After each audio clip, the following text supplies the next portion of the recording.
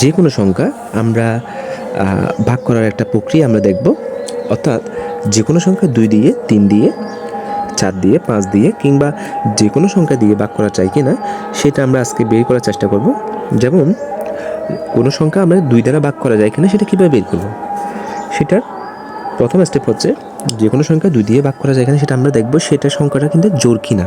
যদি সংখ্যাটা জোড় হয় তাহলে অবশ্যই সেই সংখ্যাটি 2 দ্বারা বিভাজ্য। তাহলে সংখ্যাটি আমরা জানি 2 দ্বারা বিভাজ্য। যেমন আমরা যদি দেখি, যেমন 22, ঠিক আছে? তাহলে এই 22 2 দ্বারা বিভাজ্য কিনা সেটা আমরা কীভাবে বের করব? তাহলে এই যে 22, এই সংখ্যাটা কিন্তু জোড় সংখ্যা, এটা জোড় সংখ্যা। তাহলে জোড় সংখ্যা কেন? কারণ হচ্ছে আমরা জানি 2, 2, 4, 6, 8, 10, 12 এগুলো হচ্ছে জোড় সংখ্যা। তাহলে এই জোড় সংখ্যা যেহেতু 22, সেজন্য এটা 2 দ্বারা বিভাজ্য আমরা ধরে নিতে পারি। তাহলে যে কোনো সংখ্যা যদি জোড় সংখ্যা হয় সেটা আমরা ধরে নিতে পারি সেটা হচ্ছে 2 দ্বারা বিভাজ্য। এরপর আমরা দেখব হচ্ছে কোনো সংখ্যা 3 দ্বারা বিভাজ্য কিনা সেটা কীভাবে বের করব। যেমন প্রতিটা অঙ্কের যোগফল 3 দ্বারা যদি বিভাজ্য হয় সেটি হচ্ছে 3 দ্বারা বিভাজ্য। যেমন আমরা 234 একটা সংখ্যা দেখলাম, এই 234-এর 2, 3, 4 সংখ্যাগুলো যদি আমরা যোগ করি তাহলে দ্বারা হচ্ছে 9। আচ্ছা, 9কে কি 3 দ্বারা ভাগ করা যায়? প্রশ্ন হচ্ছে 9কে কি 3 দ্বারা ভাগ করা যায় কিনা। তাহলে 9কে অবশ্যই 3 দ্বারা ভাগ করা যায়। তাহলে এই 234 কিন্তু 3 দ্বারা বিভাজ্য। তাহলে যদি কোনো সংখ্যার অঙ্কগুলোর যোগফল যদি 3 দ্বারা ভাগ করা যায় তাহলে সংখ্যাটি কিন্তু 3 দ্বারা বিভাজ্য। এরপর আমরা দেখব হচ্ছে কোনো সংখ্যা কি 4 দ্বারা বিভাজ্য কিনা। যেমন কোনো সংখ্যা 4 দ্বারা বিভাজ্য কিনা সেটা দেখার জন্য আমাদের শেষের 2 অঙ্ক 4 দ্বারা যদি বিভাজ্য হয় সেটা কিন্তু 4 দ্বারা বিভাজ্য। যেমন এখানে 524 রয়েছে, 524-এর কিন্তু এই যে 24, এই শেষের 2টা অঙ্ক কিন্তু এই 24 থেকে 4 দিয়ে কিন্তু বিভাজ্য। যেমন 24কে যদি আমরা 4 দিয়ে ভাগ করি, 4 কত? 24। 4 যদি 24 হয় তাহলে আমরা বুঝে নিলাম যে কি সংখ্যাটি হচ্ছে 4 দ্বারা বিভাজ্য। এরপরে আমরা দেখব হচ্ছে 5 দ্বারা বিভাজ্য। যদি কোনো অঙ্কের শেষের অঙ্কটা কোনো সংখ্যা যদি শেষের অঙ্ক যদি 0 অথবা 5 হয় তাহলে সংখ্যাটা 5 দ্বারা বিভাজ্য। যেমন হচ্ছে 50-এর শেষের অঙ্ক কিন্তু 0, তাই সংখ্যাটি হচ্ছে 5 দ্বারা বিভাজ্য। এরপরে আমরা যদি দেখি 55-এর শেষের অঙ্ক হচ্ছে 5, তাই এই সংখ্যাটা 5 দ্বারা বিভাজ্য। যদি 110 শেষের অঙ্কটা 0, এটি হচ্ছে 5 দ্বারা বিভাজ্য। 115 শেষের অঙ্কটা 5 দ্বারা বিভাজ্য, তাই এটি হচ্ছে এই সংখ্যার শেষের অঙ্কটা হচ্ছে 5, তাই এটি 5 দ্বারা বিভাজ্য। তাহলে আমরা এখানে দেখতে পেলাম যে কোনো সংখ্যা 2 দ্বারা বিভাজ্য কিনা, 3 দ্বারা বিভাজ্য কিনা, 4 দ্বারা বিভাজ্য কিনা এবং 5 দ্বারা বিভাজ্য কিনা। এখন আমরা দেখব কোনো সংখ্যা 6 দ্বারা বিভাজ্য কিনা সেটা কিভাবে বের করব। যদি কোনো সংখ্যা 3 দ্বারা বিভাজ্য হয় এবং 2 দ্বারা বিভাজ্য হয়, অর্থাৎ 3 দ্বারাও বিভাজ্য হতে হবে এবং 2 দ্বারা যদি বিভাজ্য হয় তাহলে আমরা বুঝে নেব সংখ্যাটি 6 দ্বারা বিভাজ্য। কারণ 3 × 2 মিলে কিন্তু হচ্ছে 6। তাহলে 3 × 2 যদি 6 হয় তাহলে টোটালি হচ্ছে কিন্তু এটা 6 দ্বারা বিভাজ্য। এখন আমরা যদি একটু দেখি এখানে 6 দ্বারা বিভাজ্য সংখ্যা কীরকম বের করতে হয়। যেমন 114টা কি 6 দ্বারা বিভাজ্য? তাহলে এই 6 দ্বারা বিভাজ্য কিনা আমরা কীভাবে বের করব? তাহলে 114 সংখ্যাটি যদি 6 দ্বারা বিভাজ্য কিনা বের করতে হয় আমাদের 2টা স্টেপে বের করতে হবে। যদি এটা 3 দ্বারা বিভাজ্য করা যায় এবং যদি 2 দ্বারা বিভাজ্য করা যায় তাহলে সংখ্যাটি 6 দ্বারা বিভাজ্য। তাহলে আমরা একটু দেখি 3 দ্বারা বিভাজ্য করা যায় কিনা। যেমন 3 দ্বারা বিভাজ্য করার নিয়ম আমরা একটু আগেই দেখেছিলাম যে 3 দ্বারা বিভাজ্য করার নিয়ম হচ্ছে 2 যোগ মানে হচ্ছে অঙ্কগুলোর যদি যোগফল যদি 3 দ্বারা বিভাজ্য করা যায় তাহলে সংখ্যাটি 3 দ্বারা বিভাজ্য। যেমন এই 114কে আমরা 3 দ্বারা বিভাজ্য করা যায় কিনা একটু দেখি। যেমন 1, 4 যোগ করি তাহলে 1, 4 এক এক, তাহলে হচ্ছে 6, এই 6টাকে 3 দ্বারা বিভাজ্য করা যাচ্ছে, 3 দুগুণে 6, তাহলে এটা 3 দ্বারা বিভাজ্য। 3 দ্বারা বিভাজ্য হয়ে গেলেই কিন্তু এটা 6 দ্বারা বিভাজ্য হবে না। এবার আমাদের দেখতে হবে 3 দ্বারা বিভাজ্য করার পরে 2 দ্বারা বিভাজ্য করা যায় কিনা। তাহলে 2 দ্বারা বিভাজ্য করা যায় কিনা সেটা যদি আমরা একটু দেখি, যেমন এখানে 114 রয়েছে, 114 সংখ্যাটি 2 দ্বারা বিভাজ্য যায় কিনা সেটা আমরা কীভাবে জানবো? কারণ হচ্ছে এই যেখানে নিয়ম রয়েছে যে কোনো সংখ্যা যদি যোগ সংখ্যা হয় সেই সংখ্যাটি কিন্তু 2 দ্বারা বিভাজ্য। তাহলে এখানে 114 সংখ্যাটি কিন্তু যোগ সংখ্যা, তাই এটা 2 দ্বারা বিভাজ্য। তাহলে আমরা বুঝতেই পারলাম যে কোনো একটা অঙ্ক যদি 3 দ্বারা বিভাজ্য হয় এবং 2 দ্বারা বিভাজ্য হয় সেটা কিন্তু 6 দ্বারা বিভাজ্য। তাহলে এই 114 এই সংখ্যাটি কিন্তু 6 দ্বারা বিভাজ্য। এখন আমরা দেখব 7 দ্বারা কিভাবে কোনো সংখ্যা বিভাজ্য কিনা সেটা যাচাই করা যায়। কোনো সংখ্যা 7 দ্বারা বিভাজ্য কিনা সেটা আমরা কীভাবে যাচাই করব? আমি যদি একটু সামারিটা বলি, এটা একটু অন্যরকমভাবে আমাদের করতে হবে। স্বাভাবিক এতক্ষণ যে নিয়মগুলো আমরা পড়েছিলাম সেগুলো কিন্তু একটু সহজ পদ্ধতিতে ছিল। এটা যে বেশি জটিল তাও না, তবে আমরা একটু ভিন্নভাবে এটা করার চেষ্টা করব। যেমন এখানে 182 সংখ্যাটা রয়েছে, এই সংখ্যাটি আমরা 7 দ্বারা বিভাজ্য কিনা কীভাবে দেখব? তাহলে এখানে 182 যে সংখ্যাটি রয়েছে, 182 শেষ ডিজিট কিন্তু শেষ অঙ্কটি কিন্তু 2। দুই সংখ্যাটিকে আমরা যদি একটু বর্গ করি তাহলে দ্বারা হচ্ছে 4। তাহলে এই তাহলে 2 এর বর্গ কিন্তু 4। প্রথমে আমরা শেষ অঙ্কটাকে কিন্তু বর্গ করব। শেষের অঙ্কটা যদি বর্গ করে আমরা 4 পাবো, বর্গ করলে 4 পাবো। এখন ওই যে আগে 18 ছিল না, 182 যে 18 ছিল, ওই 18 থেকে কিন্তু এই 2 এর ডবল যে 4 ছিল, 2 এর ডবল করলাম আমরা 4 পেলাম, এই 4টা বিয়োগ করবো, বিয়োগ করলে কত হয়? 14। আচ্ছা 14কে কি 7 দিয়ে ভাগ করা যায়? অবশ্যই যায়। 14কে 7 দুগুণে 14 ভাগ করা যায়, তাহলে এটা হচ্ছে 7 দ্বারা বিভাজ্য।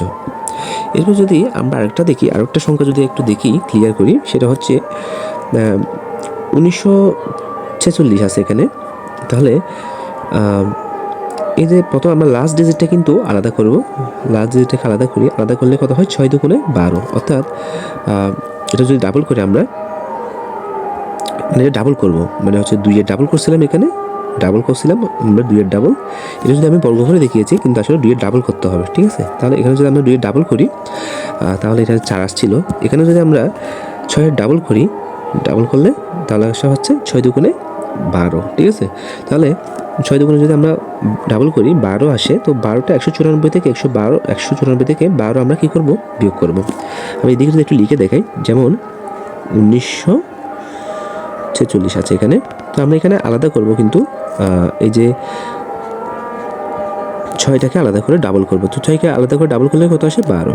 তো আমরা যদি 194 থেকে 12 বিয়োগ করি তাহলে আমাদের দাঁড়ায় হচ্ছে এখানে 2, এখানে 8, এখানে 1।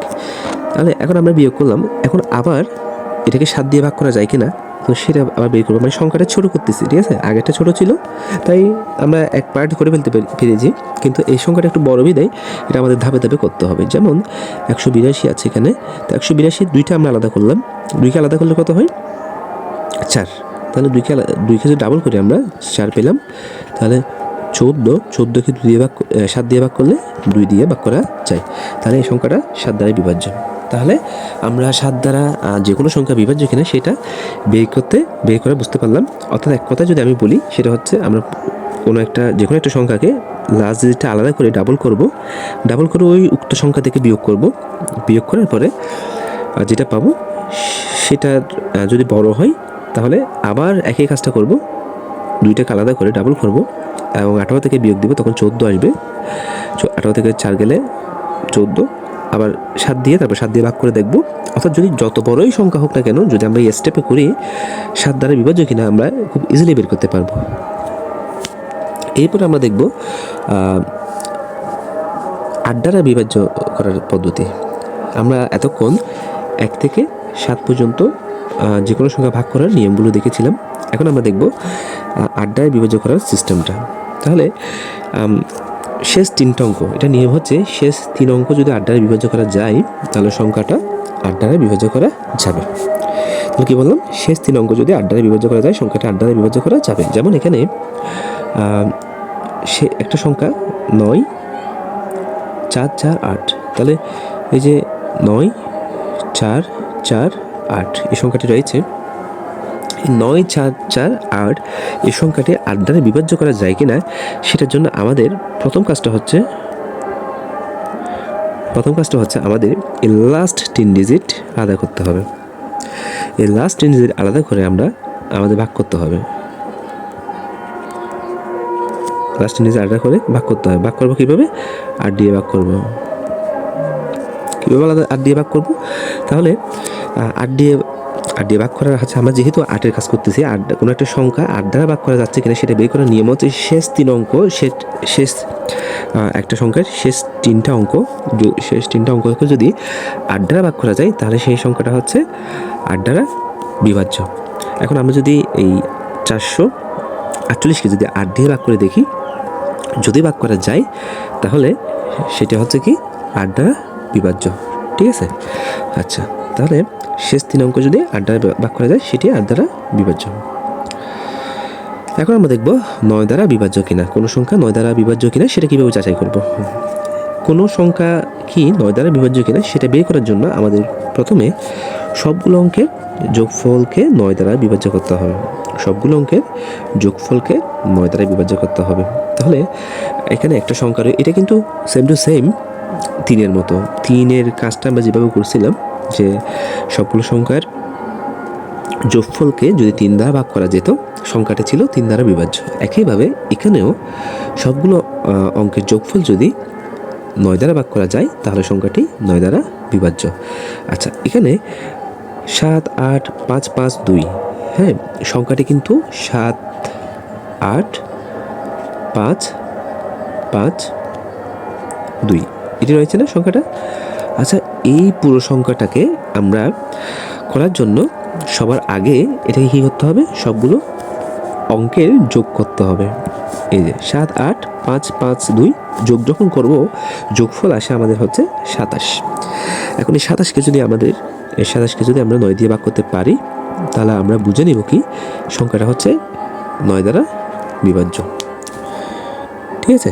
তাহলে 9 দ্বারা বিভাজ্য বের করার সিস্টেম কি? সবগুলো সংখ্যার যোগফল যদি আমরা 9 দ্বারা বিভাজ্য করতে পারি তাহলে সংখ্যাটা 9 দ্বারা বিভাজ্য। এটা সেম টু সেম 3-এর মতো, অর্থাৎ এই নিয়মটা হচ্ছে 3-এর যে নিয়মটা আমরা পড়েছিলাম সেই নিয়মটার মতো। এখন আমরা দেখব, আচ্ছা আমরা একটা বিষয় একটু দেখলাম, এখানে আমরা 1 থেকে 9 পর্যন্ত কিন্তু নিয়মগুলো করে এসেছি, যে সংখ্যাগুলো 1 থেকে 9 পর্যন্ত কিভাবে ভাগ করা যায় সেই সিস্টেমটা আমরা দেখেছি। এখন এখানে কিন্তু আমরা 10-এর নিয়মটা করি না, কারণ হচ্ছে 10 দিয়ে ভাগ করা যায় কিনা এটা খুব ইজি বিষয়। আমরা যদি শেষে যদি শূন্য থাকে, যে কোনো সংখ্যার যদি শেষ অক্ষরটা যদি শূন্য থাকে, শেষ ঘরটা যদি অঙ্কটা যদি শূন্য থাকে তাহলে এটি 10 দ্বারা বিভাজ্য করা যায়, এটা আমরা অবশ্যই জানি। তাই এটি আলাদা করে আর এখানে দেখানো হলো না। রুল ফর ডিভিজিবল বাই 11, অর্থাৎ এখন আমরা দেখব 11 দিয়ে যে কোনো সংখ্যাকে ভাগ করা যায় কিনা সেটা কিভাবে দেখব। তাহলে এখানে একটা সংখ্যা রয়েছে যে 10,813। আচ্ছা, এই 10,813 সংখ্যাটি কিন্তু 11 দিয়ে ভাগ করা যায় কিনা সেটা আমরা দেখার জন্য ফার্স্ট স্টেপে এখান থেকে আমাদের যে বিজোড় সংখ্যাগুলোকে আমরা আলাদা করব। যেমন এদিক থেকে যদি আমরা দেখি বিজোড় সংখ্যা 3 3 8 1, মানে আমি যদি একটু ক্লিয়ারলি দেখাই, এটা হচ্ছে 1, এটা 2, এটা 3, এটা 4, এটা 5, অর্থাৎ এটা কিন্তু 3, এটা 1, পিছন থেকে যদি আমরা ধরি 1 2 3 4 5, তো এখানে এটা হচ্ছে বিজোড়, এটা হচ্ছে বিজোড়, 3 বিজোড়, 1 বিজোড়, 3 বিজোড়, 5 বিজোড়। ঠিক আছে? তো এই 3 8 1 এগুলো হচ্ছে বিজোড় সংখ্যা। তো বিজোড় সংখ্যাগুলো আমরা যোগ করব। বিজোড় সংখ্যাগুলো যদি আমরা যোগ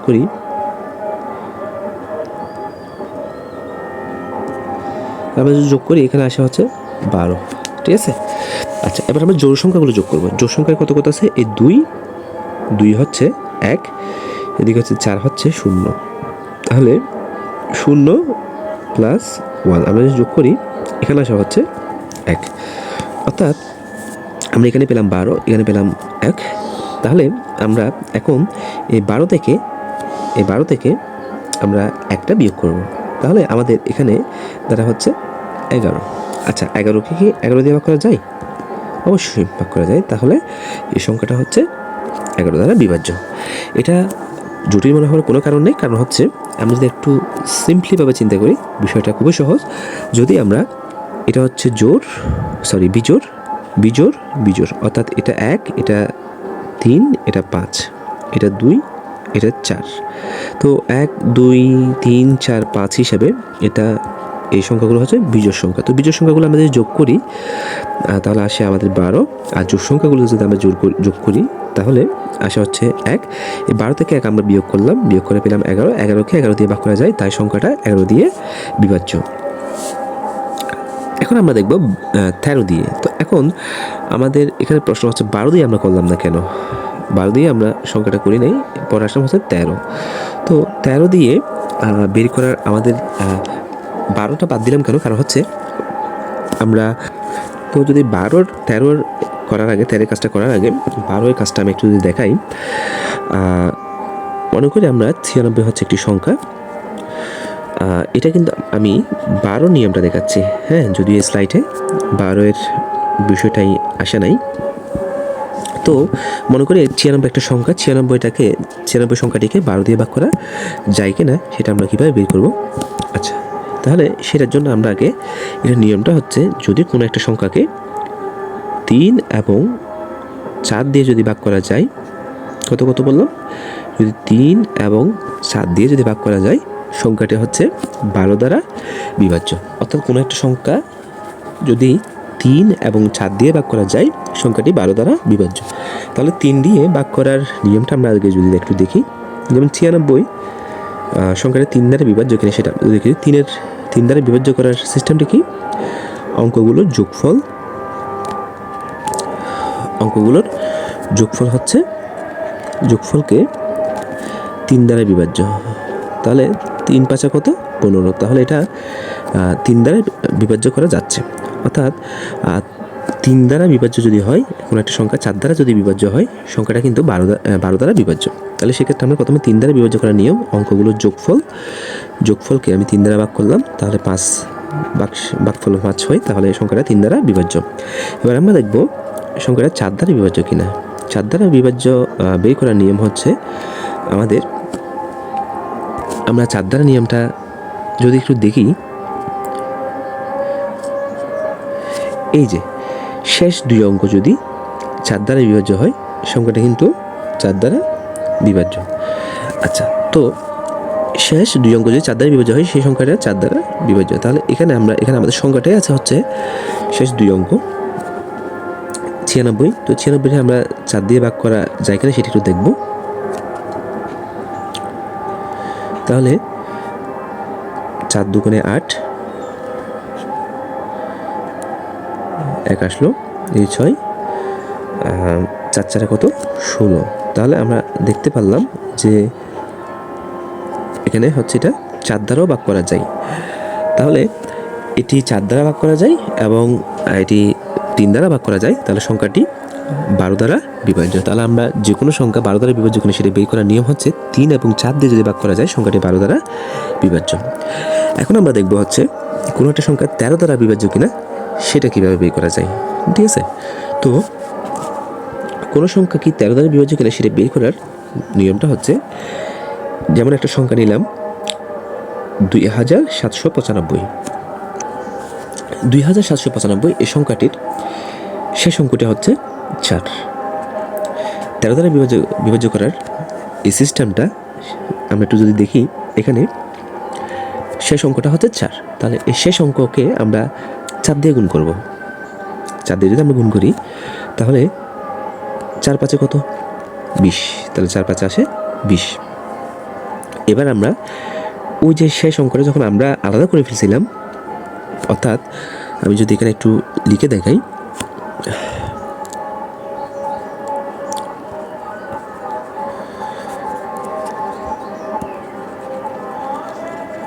এখানে যদি একটু লিখে দেখাই তাহলে আর একটু ক্লিয়ার হয়। আচ্ছা, তো এখানে যেমন 2795 আছে না এই সংখ্যাটা। আচ্ছা, এই সংখ্যাটাকে আমরা এখান থেকে 5টা আলাদা করব। এই 5টা আলাদা করলে 5কে 4 দিয়ে গুণ দিব, তাহলে কত দাঁড়ায়? 4 5 20। তাহলে এই যে 279 রয়েছে এখানে, এই 79-র সাথে 4 5 কত আসছিল? 20। এই 20টাকে কিন্তু যোগ করব আমরা। তো যোগ যদি করি তাহলে এটা দাঁড়ায় 299। এখন 299 সংখ্যাটা মোটামুটি বড় আছে, তো এখান থেকে আমরা একই কাজটা করব যে 9টাকে আলাদা করে 4 দিয়ে গুণ দিব। তখন আমাদের এখানে দাঁড়ায়, এখানে আছে 29, এই 4 5 4 9 কত? 36। 36টা আমরা যোগ করে দিব 29-এর সাথে।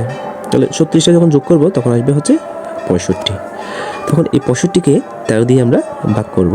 তো আমরা জানি 13 দিয়ে যদি আমরা 65কে ভাগ করি 5 13 কত হয়? 65। তাহলে আমরা বুঝে নিলাম কি এই যে সংখ্যাটি 13 দ্বারা বিভাজ্য। তাহলে যদি কারো যদি বুঝতে অসুবিধা হয়, সে যদি আবার একটু ভিডিওটা পজ করে দেখে তাহলে আমার মনে হয় ক্লিয়ারলি বুঝতে পারবে সে।